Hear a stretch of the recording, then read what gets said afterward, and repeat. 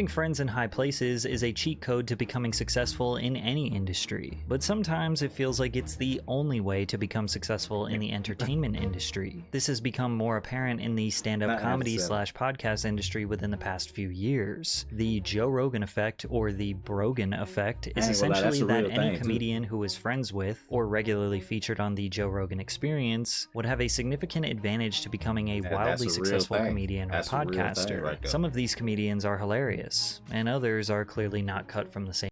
Bert Kreischer, I ain't gonna lie, he got one joke, and that made his whole career. I guess, hey, what Eminem say, you got one shot, right? That's why I wanted to go with that. I don't know. I don't even know where I would go with that, but basically he took that one joke, it turned him into hanging out with Joe Rogan, probably making, I know he's making at least over 10, because he said he was flying private everywhere. That's a lot of flying right there, and had like 3 tour buses everywhere he went at and everything, and he had the podcast and everything. Now he's starting to come back. Now he's starting to come back to reality because the podcast ain't doing as good. His fans starting to hate him now because they feel like he fake now. Really and truly, that's what it is. They basically feel like Bert Kreischer is fake. Same cloth. Even Cat Williams has been critical of the Rogan sphere. That would be like me being on Joe Rogan. Joe don't want me on there. I need to be on Shannon. Joe got 6 comedians that never been funny. He want to push out. Today we are going to analyze Joe Rogan's impact on the comedy industry and the comics who strategically aligned themselves with Rogan to advance their careers. Starting with Brendan Schaub, who Joe convinced to become a comedian only to regret that decision a few years later. In December of 2014, Joe was sitting across the table from UFC heavyweight Brendan Schaub, who was just coming off his second loss in a row, this time by knockout. Joe spent 20 to 30 minutes dissecting Brendan's fighting skill and capabilities, and then blatantly stated that he is not good enough to fight in the UFC. The reality of your skill set, where you at now, I don't see you beating the elite guys. It's not that you don't try hard, it's not that you're not dedicated, it's not that you're not disciplined, it's not that you're not intelligent. There's shit that other people can do that you can't do. Now, Joe was just trying to be honest. He was trying to be a good friend. Their other friend, Brian Callen, who is a stand-up comedian, chimed into the conversation to suggest Schaub had a comedy career in front of him. What I care about is the fact that you have a future in other things and you're really good at it. Bro, why they be hyping people up like that, bro? Like it's 2 different types of funny. To me, it's 2 different types of funny. Like, you got conversation funny, which is somewhat what I am, type shit. Like, I could get my jokes off and shit like that, but if it's like a one-on-one situation, I ain't funny. I'm gonna be real. I don't think I'm funny one-on-one. But then, you know, like in the group setting, I could be a little clown once in a while. I could talk a little shit once in a while. I done had people tell me, boy, you funny as fuck, boy, you know, blah, blah, blah. I done had all that in a group setting. But it don't hit the same when I'm one-on-one type shit. I don't know what it is though. Like, you're really funny, dude. You know how many pictures that I've gotten sent to me? Everybody ain't funny. Say, don't put me in a sauna, make me my way out. He say funny shit, dude. Now, when you have 2 professional comedians telling you that you are funny and you already host.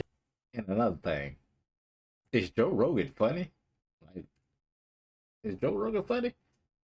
A successful sports / comedy show, it's obvious that pursuing a comedy career is better than continuing to get knocked out in the UFC. So Brendan officially retired from MMA and began podcasting full time. Schaub has been featured on the Joe Rogan Experience 90 times, which is more than not that nigga's counting. Niggas done any other guest in history. His exposure to the massive JRE fanbase allowed him to bypass the 10-year grind through small clubs and dive bars that all comedians have to do to build their name in the industry. In less than 1 year, Brendan was doing solo stand-up tours, and his shows were in front of fairly large crowds considering he had not proved himself as a funny comedian. He started another podcast called The King and the Sting alongside Theo Vaughn. By the end of 2018, Brendan owned and produced 3 very successful podcasts, was traveling around the country selling out comedy shows while being aligned with some of the biggest comics in the business after just 2 years in. He then released his first stand-up special on Showtime called You'd Be Surprised. Now, releasing a special is a huge moment in a comedian's career, as it stamps a permanent piece of their art that was carefully crafted over years of hard work. Most legendary comics waited 8 to 10 years before they were good enough to release their first special, with an average rating of 1.4 out of 10 stars. Ooh, nigga. Ew. I ain't gonna lie, boy, that might be worse than that Amy Schumer shit. Nah, it ain't worse than Amy Schumer. I ain't gonna lie. Amy Schumer changed the whole Netflix rating after that shit. It ain't worse than Amy Schumer. It's safe to say that comedy fans decided that Brendan was not ready, and while I'm not going to sit here and pick apart his entire special, his first joke about getting a haircut definitely speaks volumes about what he thinks is a good punchline. You go, but don't sweat it, bro. We got Jamal here. He's very good. Just sit in the chair, he'll be right with you. So I sit in the chair, I'm thinking to myself, all right, clearly Jamal's a black dude. This dude comes out of the bathroom, he's all, what's up, man? I'm Jamal. He was Asian as shit. Feel way better about this if I needed help with math or something, you know? I was just like... The joke is 2 minutes long, but the whole story was about how he got a bad haircut by an Asian barber named Jamal. He also made fun of an Asian doctor who was servicing his injury after his loss to Travis Brown. This giant Asian doctor walks up to me and goes, Mr. Shab, I'm sorry for your loss. He takes out the biggest syringe you've ever seen in your life, like he's out of a goddamn comic book. Goes, Mr. Shab, after you numb your lip, you need many, many stitches. This be worst pain in your life, guaranteed. Worst pain in your life. As if the joke wasn't bad enough, this is the actual voice of the doctor he was mimicking. I take care of all the fighters as well as employees within. It's a joke. Fuck it. It's a joke. In the UFC family. Even Rogan said years later that Schaub's special was a mistake. The first one, I would have probably tried to talk you out of it, but I already talked you out of fighting. Yeah. And I was like, I can't talk him out of this too. Joe now admits that Brendan was not funny enough to release a special, but continuously allows him to promote his comedy to the millions of JRE viewers. They both convinced the JRE community that Brendan's second comedy special, Gringo Papi, was going to be much better, and somehow Brendan outdid his last performance, going from one. How you feel? Oh, like, bro, people like this be. How you feel upwards? Be my thing, like, bro. People be some people just fell upwards, bro. Like they trip up. Like, nigga, how the fuck that work? Like, nigga, you tripping on the ground, but you fall up. Like, nigga, you just defy gravity at this motherfucker. 1.4 stars to 1.1 out of 10 stars. Rogan continuing to amplify Schaub just pissed off the fandom. This guy is my hero. Average fighter, average podcaster, terrible comedian, awful fight analysis. He's proven you don't have to be great at anything to be successful. See? Like, bro just fell upwards, my boy. Like, come on. How the hell that worked? Like, come on, man. Now, I'm not blaming Joe for the mass hatred towards Schaub. He definitely did that to himself. If anything, this just proves that Joe is a good friend, willing to continuously promote his buddy despite the obvious lack of comedic talent. Which begs the question that people have been asking for years. Does Joe Rogan understand comedy? Because there have been countless examples of jokes sliding right over his smooth, round head. But first, a quick word from today's sponsor, Underdog Fantasy. Underdog is the easiest way to play fantasy. Here is Underdog. Click the link. Fantasy promo code patch day, even more infanticide. So rep your team and make your own picks with Underdog. Go into whatever his Undertake shit. I'm fucking up. Yeah, I'm fucked up, bro. I'm fucked up. I ain't gonna lie. I shouldn't have skipped over your ad. My bad, bro. But get your money though. Commit infanticide. They kill babies. They do it on purpose. Yeah. Well, they killed their own. Mulder. What? They killed and make your own picks with Underdog. Dolphins commit infanticide. They kill babies. They do it on purpose. Yeah. Oh, okay. That's not a funny joke. he talking about Joe just stay find that funny. Well, they killed their own. Mulder was so smart and thoughtful. He wrote my 4 best. Is this Silent Bob? This Silent Bob, ain't it? movies. That's why he died. I made Tusk and Yoga Hosers. Like, without that dog writing for me. How'd he write for you? It's a joke, Joe. He was feral. He was just saying he was so smart. Oh. He was so smart. How smart was he? He's so smart he wrote my last few scripts. Joke didn't quite land. Sorry. I ain't gonna lie. I didn't catch that one either. What that say about me? Maybe I'm slow. I ain't catch it. I was missing real. something. I wasn't paying attention. Since Joe Rogan has been a comedian for 36 years and is the highest-ranking comedy tastemaker, you would assume that no joke would ever have to be explained to him. I've seen a few. I've seen it. That's bad. I might need to watch the whole stand-up or something like that. But he ain't funny to me. He wasn't funny to me. The few clips I done seen, the jokes ain't hit. Came from a pair of rich, noble. Where were they again? In France? Wiggers, I think they called them. No, Wiggers are white people that wish they were black. It's a totally different thing. Yeah. Yeah. We had the first one at our school growing up, and they put him in learning disabled classes. How crazy is that? Ever? Yeah. You guys had the first one ever? I doubt it. Joe being okay, he just been a little slow on that one. I ain't gonna lie. Maybe he just too high right now. He done smoked some exotic shit or something. He might have took some DMT or something. You know, hey man, he ain't all there right now. Being so quick to explain or take a comedian's words so literally is arguably more hilarious than if he just laughed. And to be fair, what makes Theo Von so funny is that you never really know if what he's saying is true or not. What make him funny is he got cokehead energy. I'm gonna be real. You could also not see your body if you want. Like, I'll go sometimes, I remember one time I went like 8 months without seeing my legs.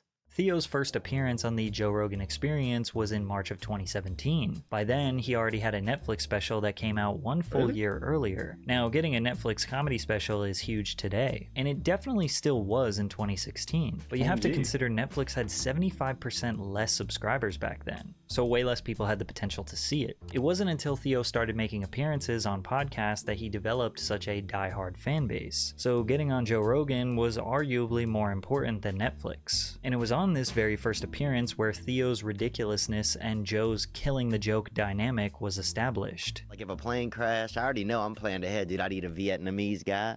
Why? Because that's easy. It's a starter move. If you attack somebody bigger, if you eat somebody bigger in front of other people, it's going to alarm people. You got to eat a small person, so stature is important. I think if you gum down a Viet, people aren't going to be that upset at you. Well, the Vietnamese people are going to be super upset. What are you talking about? No, somebody's dad. Yeah, they're more understanding of things, dude. Joe begins to take Theo seriously and starts talking about why Theo's wrong here. But Theo is a master and is able to use Joe's own boring tangent as the punchline. But what is interesting is, like, Vietnam is one of the few places where Americans can go back to Vietnam and they don't seem to hold any grudge at all. Exhibit A. Exhibit A, man, honestly. Theo told another story about being neighbors with and working out with David Duke, who was a KKK member elected as a Louisiana state representative. Instead of hearing Theo's insane story, Joe just began searching Wikipedia to learn about David instead. He touted himself as a pro-life fiscal conservative, was known as an ex-Klan member. He eschewed overtly racist language and instead pointed to crime in the city, criticizing affirmative action and minority set-asides. Yeah, I just did chest and tries with him, so I wasn't in all that. We just did basic workouts. Title this, Joe interrupts another guest story to try and remember something that doesn't even contribute to the conversation. Despite this, Theo did make Joe laugh a lot. Some argue that the only time Joe ever belly laughs is because of Theo. Oh, dude, I used to do, sometimes I would do so much cocaine, my freaking eyes would dry out. Ooh, and look at you grinding. You're thinking about it. You go deep, huh? Oh, dude. But you're that dude. You go deep with whatever the fuck you're doing. I like to get right on the I like to be a peeping Tom if I can. I'll watch your whole family eat dinner. The demand for Theo Von content exploded. The JRE Clips channel would post animated versions of Theo and Joe's conversations that received millions of views, since Theo's recollection of small specific details made it so easy to paint a picture. Every time Theo would appear on JRE, he received a huge boost in subscribers, helping him grow his own This Past Weekend podcast. On his third Rogan appearance on July 6, 2018, he posted his podcast with Jordan Peterson the exact same day, which became his most viewed video on his channel channel for years. Despite the obvious advantage Theo had by being Joe's friend, he did not abuse it. He's only been a guest on the podcast 7 times in 8 years. Theo clearly wanted to build a name for himself. But that's the way to do it, though. I'm not gonna lie, like, he got his foot in the door, and you're trying to build your own fan base, not just get Joe fan base. Because if you just got Joe fan base, they not really fucking with you. They just, oh yeah, we know him. Like they'll get you up there, but in the long run, you just go right back down quick as hell. If that makes sense. I don't even know if I made sense right there, but I just start his own empire and create an environment where people would understand him and his humor instead of Joe missing 50% of his jokes. And at this point, the awkward silence where Joe either ignores a joke or doesn't understand it, and then the comedian is trying to figure out how to pivot, is funnier than if the joke just actually landed. Everyone has the right to be whatever the they are. Oh, you think? I think so. What about Nazis? They have the more of a right. A third right. I don't think that's right. I think it's something. That's a different word. It's Reich? Yeah. What does that even mean? What is Third Reich? I don't know. I know what the Third Reich is, but I don't even know what it means. Just fucking up the Take a joke. guess. You just fucked up the whole joke, Joe. Yeah, damn it. I literally have no idea what that means. You could argue that Joe's podcast is so multifaceted, covering a wide range of topics such as news, pop culture, UFC, cold plunging, alien conspiracies, DMT, chimpanzees, that it's difficult for him to immediately assess a joke when he is discussing something serious. Then again, why wouldn't you expect a comedian to crack jokes no matter what you're talking about? That's their job. Or maybe Joe is playing the straight man role, which is the partner in a comedy team who feeds lines to the other comedian who then makes witty replies. One person we can guarantee he is not playing this role to is Bryan Callen. Joe and Bryan have been friends for decades, and Bryan has co-hosted the podcast 85 times. You would think Joe would understand that Bryan pretending to be a tough guy is a funny gimmick since he is a small old man. I got bullied for a full year, and it turned me into a if somebody tried to bully me, I'll show up at your house and kill you. That's what happens. I get so angry. I'm not buying that even when he talks remotely. Like that. I hate when... Hey, that's bro, not true. You bully me. If I you try bullying me right now, motherfucker. Hold on, let me handle this. Here's the problem. You've talked to too many guys that let you say shit like that, and then it becomes like vernacular. And in case you're wondering, this is how you're supposed to riff with Bryan when he starts running his mouth. I'm gonna tell you this right now. Yeah. Watch your tone. Okay. What's going to happen? What are you going to do? Use some of that boxing you've been doing? Don't you disrespect.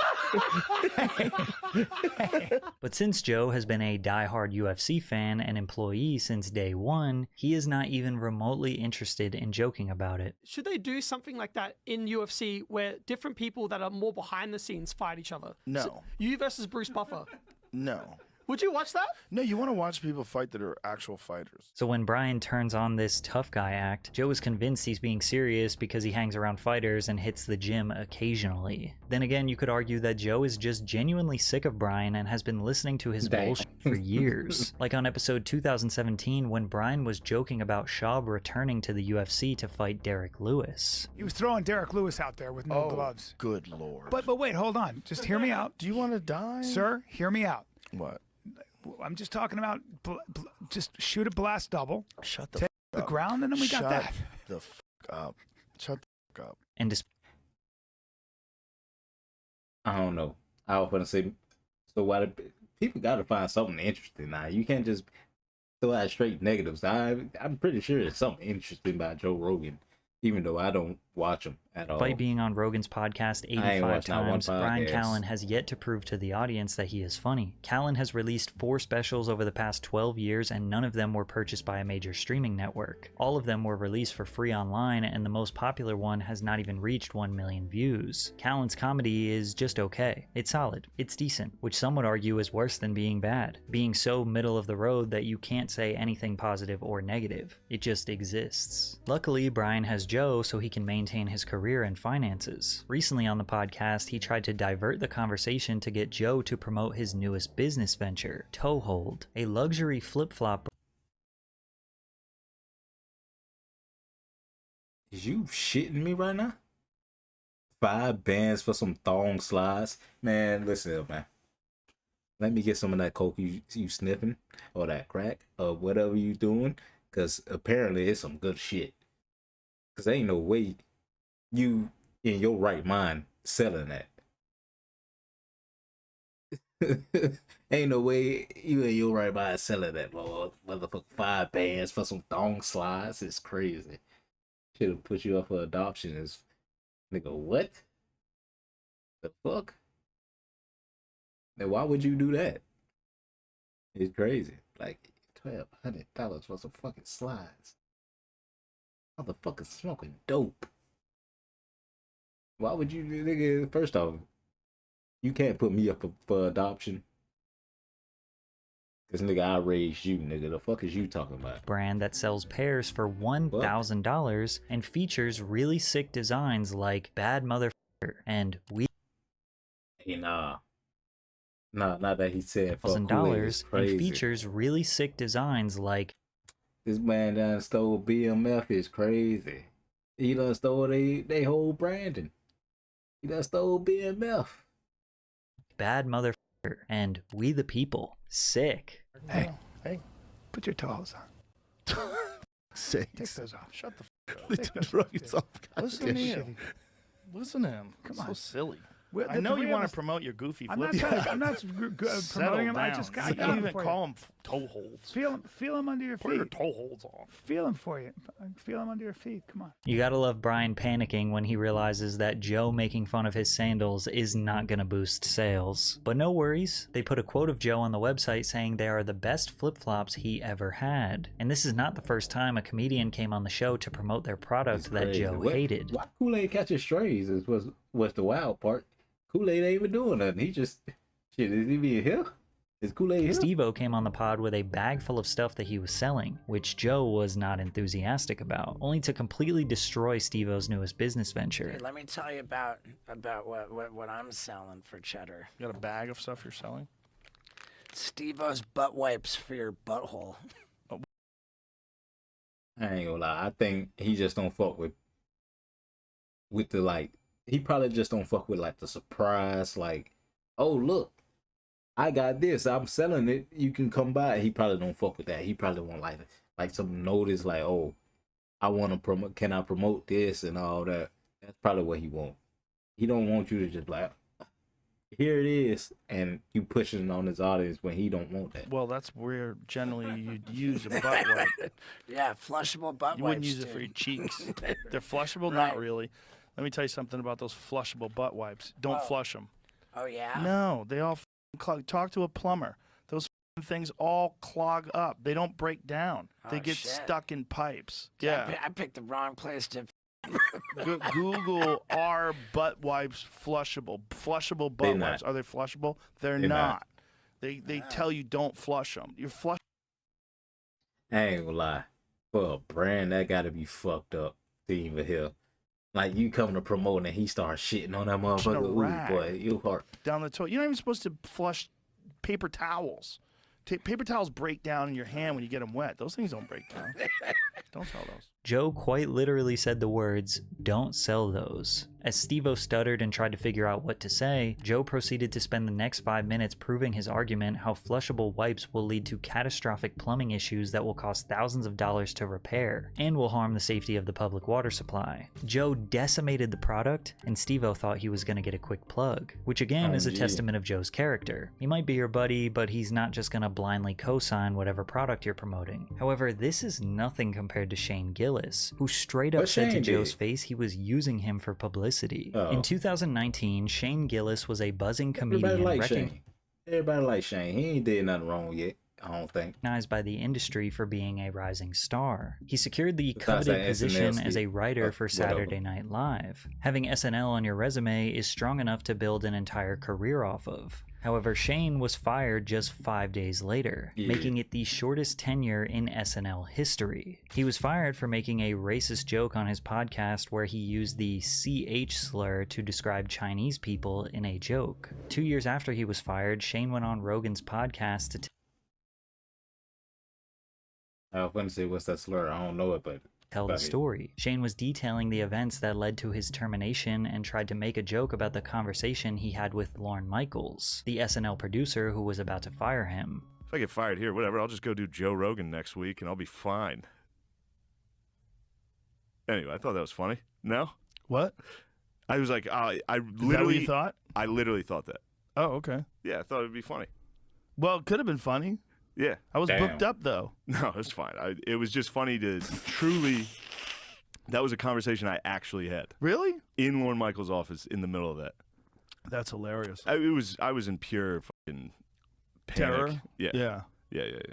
Not only is this awkward moment absolute gold, it also was the first time anyone had ever blatantly said to Joe's face they will use him to advance their career. Now, Shane was joking. The whole joke was that this was a stupid, arrogant thought. At the same time, was it? I mean, you could easily argue that a comedian cracking jokes on Joe Rogan's podcast will get you more career advancement than Saturday Night Live will. When JRE was exclusive to Spotify, it averaged 11 million viewers per episode. Now that it's available on YouTube, I'm sure those numbers have gone up. Not to mention all of the channels that clip his podcast and cross-post across all social medias. Saturday Night Live's season premieres in the past few years have averaged around 4 or 5 million, and that's just the first episode. When's the last time you saw an SNL sketch show up on your For You page? As far as creating an independent comedy career, doing stand-up shows around the country, and boosting your social media followers, Joe Rogan's podcast will help comedians far more than Saturday Night Live. Also, if Shane didn't go on Rogan's podcast to tell this story about him being fired, most people probably wouldn't even know about it. Less than 2 months after his first JRE episode, Shane recorded his first special and posted it for free on YouTube. This 1-hour set was simply his best jokes in front of a tiny crowd in Austin, Texas, far from the glamorous, high-produced theater performances you typically see. And this was easily the funniest comedy special to come out in the past few years. With 26 million views on YouTube and an average 8.4 out of 10 stars, comedy fans love Shane Gillis. And Rogan also loves Shane Gillis. Shane just has to hit him with simple premises like gay jokes for Joe to burst into tears. Armpit hair doesn't bother me at all. No. Doesn't On bother a lady? me. So No. wait, you like jack ladies with armpit hair? Yeah, a little bit of You're armpit getting hair. close, dude. You're so close. That's as close as it gets. Oh my god. Yeah, I like a good buzz cut.